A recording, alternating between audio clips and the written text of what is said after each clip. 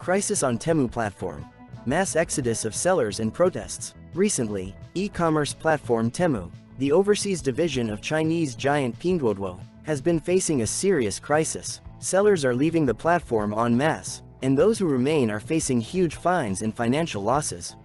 The crux of the problem is that most sellers on Temu are not making a profit. Experts estimate that only 20% of top sellers actually make money, while the other 80% barely make ends meet.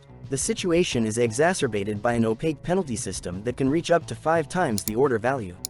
On July 29, 2024, hundreds of small and medium-sized sellers, unhappy with the huge fines, stormed Temu's Guangzhou office demanding a meeting with the company's management.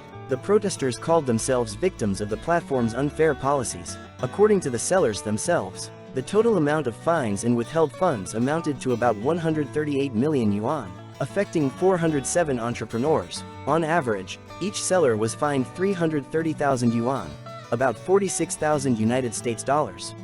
Sellers complain about the opacity of the fine system and the lack of opportunity to appeal the platform's decisions. Many are on the verge of bankruptcy, unable to pay employee salaries. The situation is aggravated by the fact that Temu frequently changes the rules of work, forcing sellers to sign new contracts under the threat of blocking their accounts.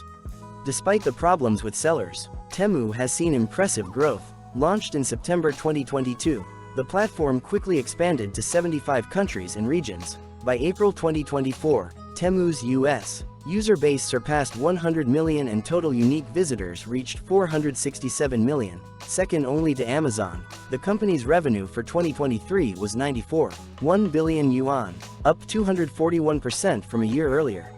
However, this growth comes at the expense of aggressive pricing policies and severe pressure on sellers. Temu forces them to constantly cut prices, which leads to the appearance of low quality and counterfeit goods. Many sellers compared Temu with Amazon, noting that the latter provides fairer working conditions and an opportunity to build a long-term business.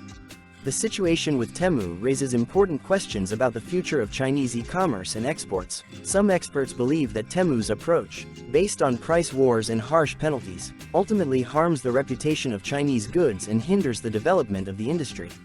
At the same time, Temu's competitors are not sitting idly by.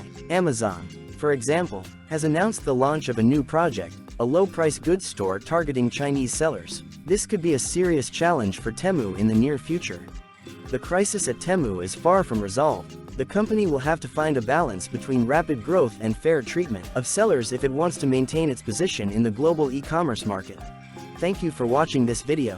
If you enjoyed the content, don't forget to give us a like and subscribe to our channel. We will continue to follow the developments around Temu and other e-commerce platforms. We wish you successful purchases and sales, and may there always be fairness and transparency in your business.